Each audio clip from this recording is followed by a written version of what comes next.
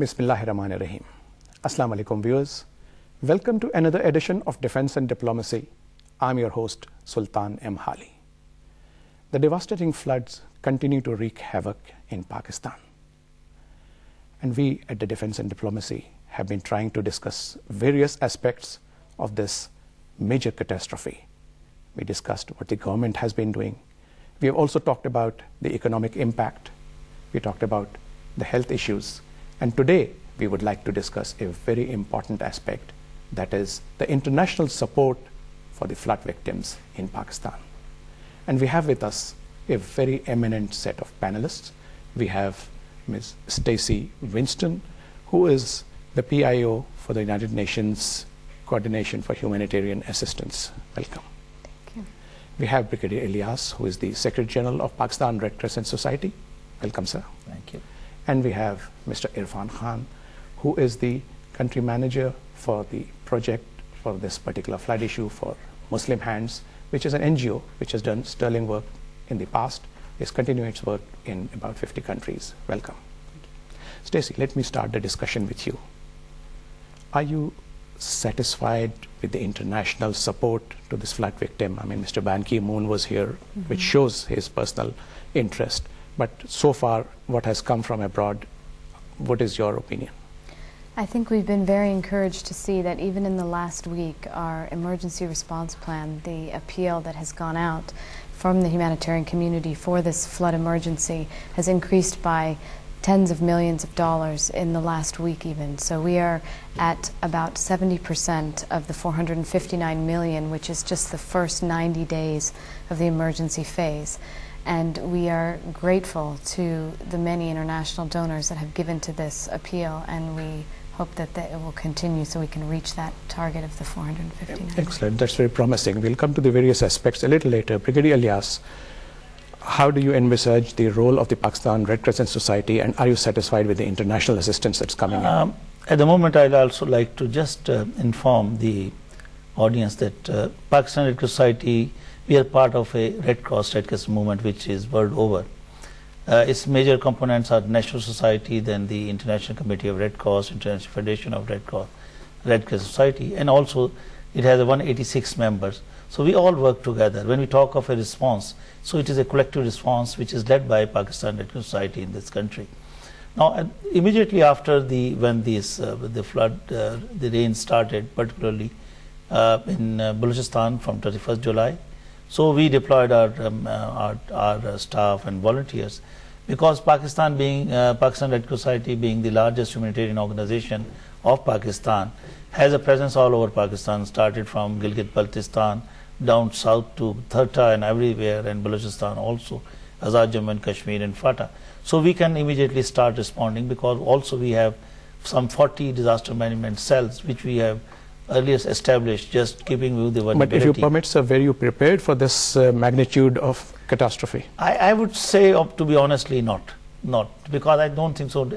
Ever anybody thought of that they're going to be such large floods, because I can tell you that I was actually handling the earthquake of October 2005, and later on also when there was a cyclone Yamjan in Balochistan and Sindh, I've gone and seen. And then also during the IDP operation. But this thing is combined together, I think so. It has been said that it is combined together, the tsunami, the cyclone Nargis and Katrina, and all these combined together, still the number of people who have been affected are more, and devastation is much more. Now coming back to the response, I think so initially to begin with, the response was somewhat slow. But I think so now the people are realizing, because the media has picked up, and now the response is picking up, and we are being provided support. International Federation of Red Cross Red Crescent Society is also launched an appeal, which is about 75 million CHF, which is now more than 50% which has been pledged. As far as the ICRC is concerned, they are also launched an appeal, and they've already committed to 130 million CHF. Overall, Pakistan Red Cross Society with movement partner is going to support 3,000 families, which is about 15% of the total caseload. And when we convert into human being, the number of personnel is going to be 2.5 million people. And our total, as far as the assistance concerned, it covers all aspects: food, shelter, health, clean water, and everything. We'll come to the nitty-gritty a little later. Irfan, Muslim Hands, I had first-hand occasion to work with you during the deadly earthquake of 2005, and you did an excellent job. What is your experience so far as the floods are concerned? Well, I will just start from a bit information, background information of Muslim Hands. We're a UK-based NGO, and we've started work since 1993. And since then, Muslim Hand has been working and providing assistance in over 40 countries in terms of development projects, and also, whenever there is an emergency, Muslim Hands team is already over there. If we specifically talk about Pakistan, we are operating in Pakistan since last 15 years, and we have provided a lot of development assistance in terms of providing long-term projects. So if you could fast forward to the current crisis. But in terms of the current flooding, we have responded to the flood since the very first day. We knew that there was an initial flood happened in Balochistan, in Thali region, Thali and Bakhtiarabad, and our teams were already there, supporting people, providing food assistance initially. And then earlier August, that was 1st of August, then we launched an appeal within UK to encourage our donor group to show them the situation, what's happening on the ground, and that amount of destruction that this flood has already made in Balochistan and part of Kashmir, which was initially struck by the flooding. So we received a very good response from our donor community, from people who are based in UK and also in Pakistan. In terms of Pakistan, we've got very experienced teams working in Pakistan. We've got regional offices in all 4 provinces, and also we are operating in Azad Kashmir as well. So all the teams, they were deployed on the ground on those areas which were affected by the flood right from the very first day. They were doing the assessments and providing all the informations which were supposed to be reached to the head office level to ensure that we provide the quick assistance to people who have been affected by the flooding. So far we have provided food parcels and cooked food facilities, medical services. We have provided shelter, and also we are providing assistance in terms of. Okay, we will take this up one by one.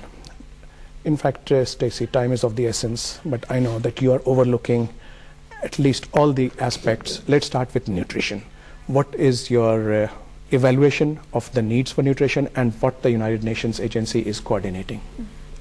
Well, we've found, as of today, we've reached about 1.9 million people with emergency food supplements. The malnutrition rate in Pakistan before was already quite high, so that is a concern.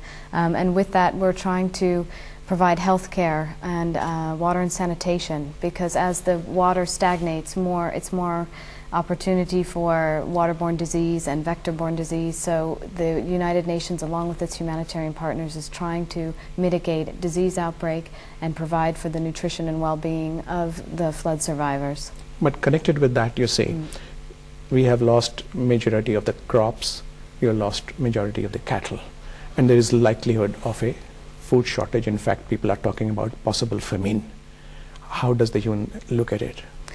It is very, very disconcerting to see how much has been lost in these terrible floods, and we hope that through livestock replacement and seeds and tools that can provide for livelihoods, this will be in the early recovery phase. As you know, we're still in the peak of this emergency. Right now we're trying to meet the needs, the humanitarian needs and the emergency needs of those who are still surviving. So what's been your experience, Brigadier Ilyas, from the ICRC point of view as far as nutrition is concerned and food shortage?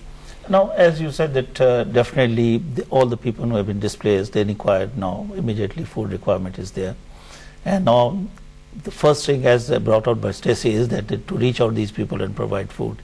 So everybody is making effort, the UN is making an effort, and also we have, as I said, that we have taken up a caseload of 3,000 family, which comes to 2.5 million people.